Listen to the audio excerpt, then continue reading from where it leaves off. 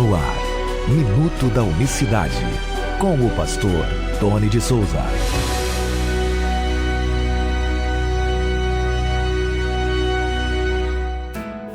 Olá, queridos, graça e paz vos sejam multiplicadas da parte do nosso grande Deus e Salvador Jesus Cristo. Deus abençoe a sua terça-feira. Hoje eu continuo falando aqui do Minuto da Unicidade, continuo recebendo mensagens, e-mails. Estão aí, eu coloco, né,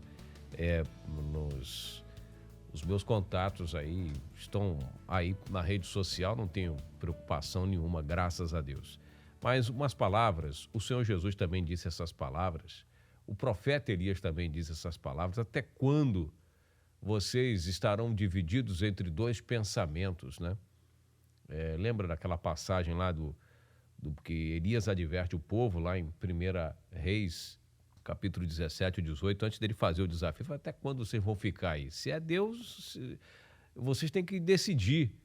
Essa que é a grande realidade. E eu pego para mim essas palavras do profeta Elias e pergunto para a comunidade unicista, para aqueles que defendem a fé genuína, a fé no Deus verdadeiro: até quando nós vamos ficar nessa disputa? Uns dizendo que Jesus é Deus, um grupo de unicistas dizem que Jesus é Deus e outro grupo diz que não é. Poxa, até os trinitarianos, quando vão tentam defender a divindade de Cristo, diz assim: o Pai é Deus, o Filho também é Deus, o Espírito Santo também é Deus.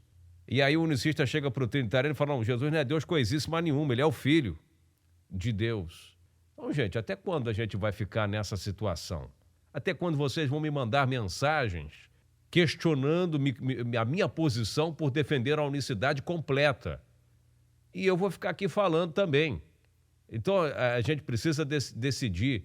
Se Jesus tem a dupla natureza, tem uma humana e uma divina, ele tem a sua condição divina, mas também é um ser humano. Se é um ser humano, ele tem um espírito humano também, ele é um humano completo. Um ser humano, uma natureza humana completa. Então, quando ele diz: Pai, nas tuas mãos eu entrego o meu espírito, aí nós teremos que ter dois espíritos, porque quando ele diz: Pai, nas tuas mãos eu entrego o meu espírito, e aí eu pergunto: o Pai teria se afastado dele? Aqui eu estou falando para unicista, não é para trinitariano, não. O Pai teria se afastado dele, né? Deus meu, por que me desamparaste? Ponto. Aí os unicistas da dupla natureza dizem o seguinte: bom, ali eles entram na mesma linha de raciocínio do trinitariano. Ali era a natureza humana que estava suportando, levando sobre si os pecados do homem, reclamando com a sua outra natureza divina, que teria se afastado porque não suporta o pecado. Tudo bem. Mas depois a própria natureza humana estaria dizendo o seguinte: toma aí meu espírito, Pai, estou entregando a tua... Mas o Pai não se afastou? O Pai não foi embora porque não suporta o pecado? Que o pecado estava sobre os ombros dele?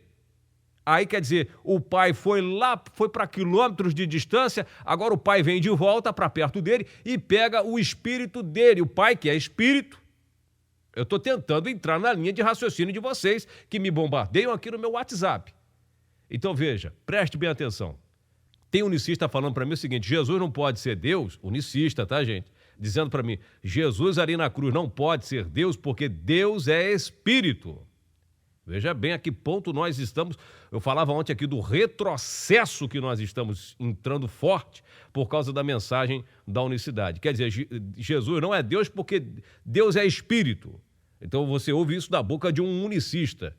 Então veja bem, o unicista diz que Deus é Espírito, mas o meu querido amigo unicista, comunidade unicista, povo unicista do Brasil, que me ouve, a Bíblia diz que o Senhor é o Espírito. O Senhor é Espírito. O Senhor é o Espírito. E quando fala de Senhor, nós estamos sabendo de que Senhor é. Está falando de Jesus Cristo. Então, peraí, Jesus Cristo é o Senhor, toda língua vai ter que confessar que Jesus Cristo é o Senhor, e a Bíblia diz: o Senhor é o Espírito. Então, quer dizer que Jesus não pode ser Deus ali na cruz, porque Deus é Espírito, mas o Senhor também é, vamos dizer assim, como os 30, também é. Então veja que são argumentos frágeis, argumentos fracos, muito superficiais. A gente precisa melhorar esses argumentos, porque num debate com teólogos, como eu debato esse assunto, você não tem ideia, eu tô publicamente, eu ponho minha cara para bater, eu não me escondo atrás de uma instituição, eu não me escondo atrás de um cargo, eu não me escondo atrás de um púlpito. Eu estou aqui, eu moro em Campinas, quem quiser meu endereço vir falar comigo, pode vir. Não importa se é padre, se é pastor, se é bispo, não importa. E se me mandar a passagem também, porque eu não tenho, eu vou em qualquer lugar desse Brasil ou do mundo falar dessa mensagem. Uma coisa é que eu não sou covarde, porque a Bíblia diz, os covardes não entrarão no reino dos céus. E eu não sou covarde para defender a mensagem do nome. Eu não sou. Posso ter todos os defeitos, mas covarde não.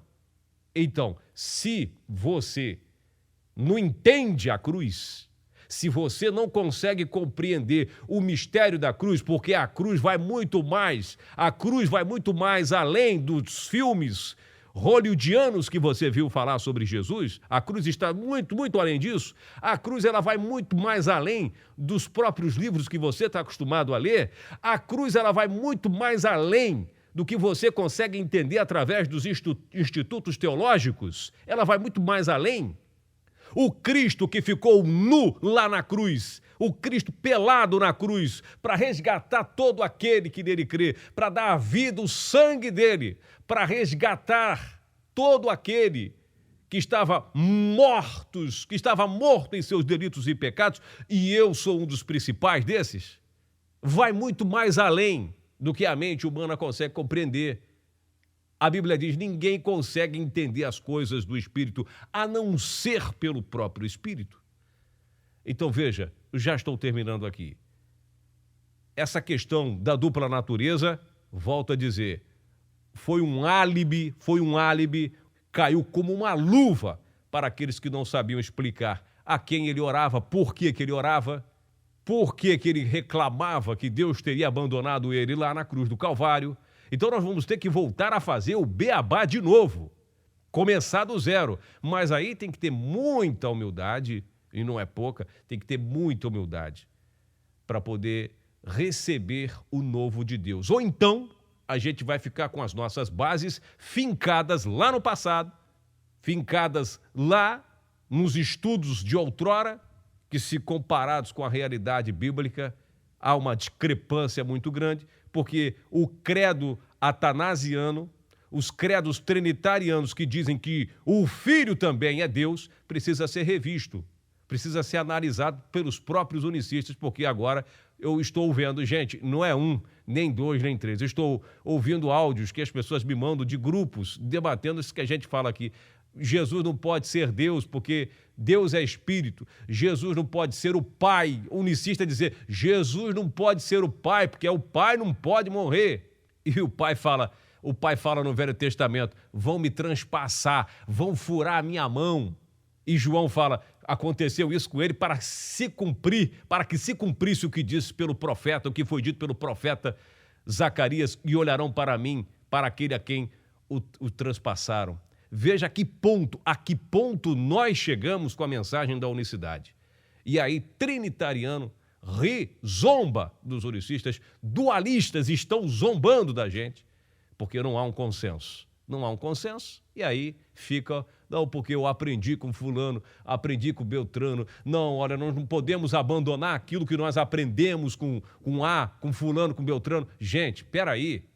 Jesus falou, aquele que crê em mim, como diz as Escrituras, e eu tenho visto homens agora falando que não podemos abandonar aquilo que nós aprendemos com A ou com B, com todo respeito aos nossos antepassados.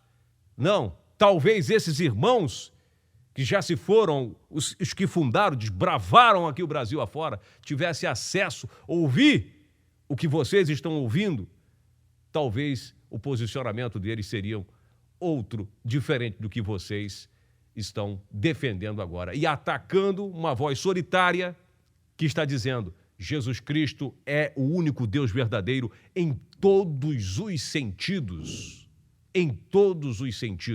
até mesmo quando esteve na sua condição humana. Nunca, jamais ele deixou de ser, mesmo estando na cruz do Calvário, mesmo estando de pendurado lá, nunca deixou. E, aliás, dever de casa. Unicistas precisam saber e voltar para o beabá para saber o que significa filho de Deus. O real significado desse título, dessa expressão, filho de Deus. Precisam saber o que significa, no profundo, a palavra unigênito, para vir falar comigo, para vir com propriedade falar comigo. Não porque eu sou maior, mais esclarecido, de maneira nenhuma, mas é preciso botar as coisas nos seus devidos lugares. É preciso a gente colocar cada ponto nos seus devidos lugares. Você precisa parar de ficar dividido entre dois pensamentos. Ou o Senhor Jesus é Deus para você, ou é apenas o Filho. E isso estou falando, se você entender a palavra filho por questão literal. O que não é, o que vocês sabem que não é. Vocês sabem que filho de Deus não é literal. Vocês sabem disso.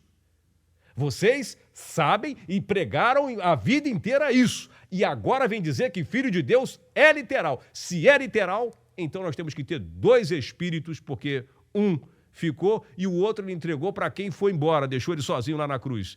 Pelo amor de Deus. Pelo amor de Deus. Um abraço a você, Deus abençoe. E amanhã a gente volta com mais uma mensagem aqui com o Minuto da Unicidade. Espero que não tenha que voltar nesse assunto, mas como diz Paulo, se for necessário vos falar desse assunto várias vezes, aqui tem um que vai ficar falando. Tá bom? Que Deus abençoe a todos. Até amanhã. Graça e paz.